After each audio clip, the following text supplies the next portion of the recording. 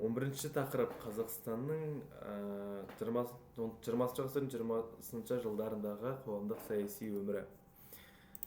Бірінші бөлім. Қазақ АКСР-ның құрылуы және Әлімхан Ермековтің қызметі. 1917 жылғы революциядан кейін Ресей империясы ыдырады. Билік вакуумы пайда болды. Әр аймақ өзінше жол іздеді. Қазақстан аумағында большевиктер, жергілікті кеңестер, алаш социалдар арасында билік үшін күрес жүрді. 1920 жылы большевиктік билік Қазақстанның жаңа мемлекеттік құрылым Қазақ автономиясы кеңестік социалистік республикасы, яғни Қазақ АКСР-ның құру туралы шешім қабылдады. Бұдан 1920 жылдың 26 тамызында Ленин мен Калинин қол қойған декрет шықты. 4-12 қазан аралығында Орынборда өткен құрылтай съезінде Қазақ АКСР ресми түрде жарияланды. Сол кезде Орынбор алғашқы астанасы болған атап өту керек. Автономияның аумағын анықтауда ерекше рөл атқарған тұлға Әлімхан Ермеков болады. Сол себепті Әлімхан Ермеков туралы айтатын болсам, ол қазақтың алғашқы математик профессорларының бірі, алаш қозғалысының белсенді қайраткері. Ол 1920 жылы Ермеков Мәскеуде Лениннің алдында қазақ өлкесінің территориясы туралы ғылыми географиялық негізделген баяндама жасайды. Нәтижесінде Семей, Ақмола, Торғай, Орал, Маңғыстау облыстары Қазақстан аумағына бекітілген болатын. Бұл Қазақстанның қазіргі аумағының қалыптасуына үлкен ықпал еткен тарихи шешім. Ермеков тек саясаткер емес, білім беру ісінің де басында тұрған зиялы тұлға. Ол қазақ жастарынан алған алғашқы жоғары білім стандарттары жасауға атсалысты. Осылайша 1920 жылдары Қазақстан кеңестік автономия ретінде ресми түрде қалыптасып, жаңа мемлекеттік басқару жүйесіне көшті. Екінші сұраққа келетін болсақ, мәдени құрылыс және оның қайшылықтары. 1920 жылдарда кеңес үкіметінің мәдени саясатындағы басты мақсат жаңа социалистік қоғамға лайық сауаттанған, білімді зайырлы азамат қалыптастыру болды. Бұл Қазақстан үшін үлкен өзгерістер кезеңі еді. Мәдени құрылыстың негізгі жетістіктеріне келетін болсақ, біріншіден сауатсыздықты жою науқаны. Қазақ даласында бұрын халықтың басым бөлігі оқи жаза алмайтын болса, 20-28 жылдар аралығында мыңдаған жаңа мектептер ашылды. Және олардың арасында қызыл отаулар, қызыл Қазақстан қызыл керуендер деп аталатын жоба арқылы ауылдарды аралап халықты оқытуға тырысқан бірнеше жобалар пайда болды. Екіншіден, білім беру жүйесінің жаңаруы, техникумдар, педагогикалық институттар ашылды. Қазақ тілінде алғашқы оқулықтар жарық көрді. Және келесісіне келетін болсақ, әліпби реформалары. 1920 жылдардың басында Ахмет Байтұрсынұлы жасаған төте жазу кең қолданыла түсті. Ал 1929 жылдан бастап латын графикасына көшу басталды. Бұл үлкен мәдени бетбұрыс болды. Келесі баспасөздің дамуына келетін болсақ, еңбекші қазақ, қызыл Қазақстан, жаңа мектеп сияқты газеттер мен журналдар шыға бастады. Бесіншіден, ғылым мен зерттеу ұйымдары.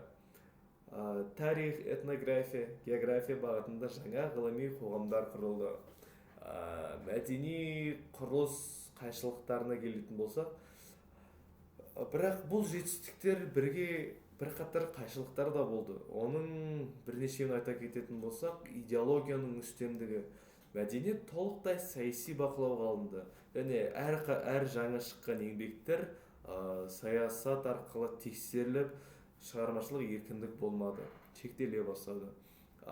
Келесі дінге қарсы күрес. Мешіттер, медреселер жабылды, діни адамдарға қысым жасалды. Бұл біздің діни исламды жою, атеизмге ауыстыру болудың бір жүйесі еді. Сосын ұлттық интеллигенцияға сенімсіздік. Алаш қайраткерлері кеңестік билікке сенімсіз элемент ретінде қаралды.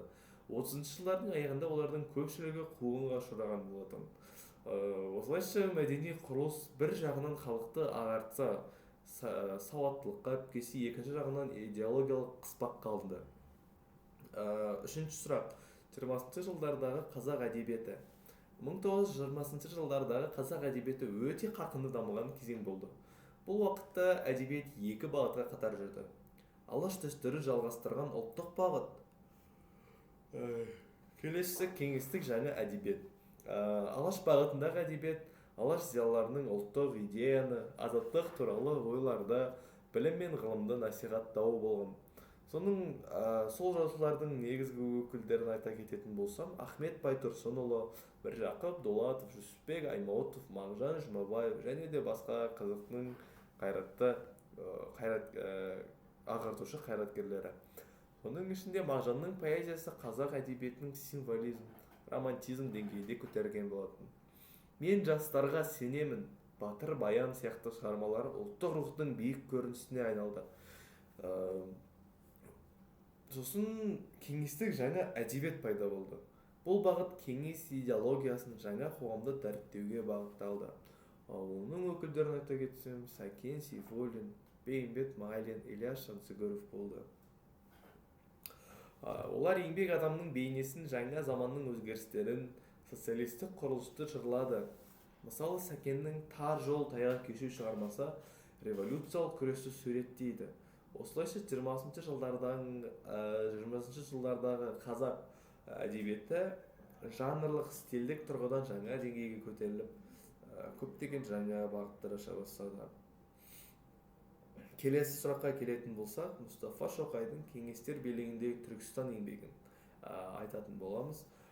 Мұстафа Шоқай Түркістан автономиясының жетекшісі, алаш қайраткерлерінің тығыз байланыста болған, бірақ та шетелге иммиграцияға кеткен аса ірі мемлекет қайраткері.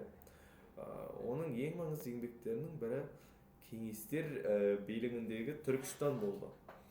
Бұл кітаптың негізгі идеясы біріншіден Шоқай кеңес билігінің Түркістандағы саясаты шын мәнінде автономия емес екенін дәлелдейді. Шешімдердің көпшілігі Мәскеуден қабылданғаны, өздері ештеңе шешпегендігі. Екіншіден, ол ұлттық интеллигенцияға жасалған қысымды айыптайды. Ұлттық кадрлер басқару құрылымына жіберілмеді. Олардың пікірлері ескерілмеді.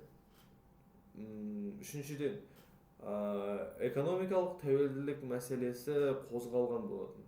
Түркістанның табиғи ресурстары орталыққа жіберіліп, жергілікті халыққа аз пайда қалды. Төртіншіден, Шоқай кеңестік жүйедегі демократия жетіспеушілігін еркін пікір айтуға мүмкіндік берілмегенін көрсетеді. Бұл біздің Мұстафа Шоқайдың Қазақстан үшін қаншалықты көмектескендігін және қаншалықты шындықты айғақтауға тырысқандығын көрсетеді. Бұл әлемге танытқан ең алғашқы саясаттанушылардың зерттеулерінің бірі болған кітап. Ол ұлттық азаттық идеясын қорғаушылар үшін маңызды мұра болып табылады. Сонымен 20 ғасыр 20 жылдарында Қазақстан үшін аса маңызды кезең болды. Бұл уақытта біраз пайда келді. Қазақ елі сауаттандырылды. Көптеген сауаттандыру жүйелері пайда болды, көптеген мектептер ашылды, қазақ тілінде кітаптар шығарылды, бірақ онымен қатар қайшылықтар да болды. Бізге әдеби еркіндік берілген жоқ. Әрқандай әдеби шығармалар тексерістен өтті. Сол себепті де біздің ақын жазушыларымыз, қазақ қайраткерлері қудаландыруға, ұсыруға себеп әкелді.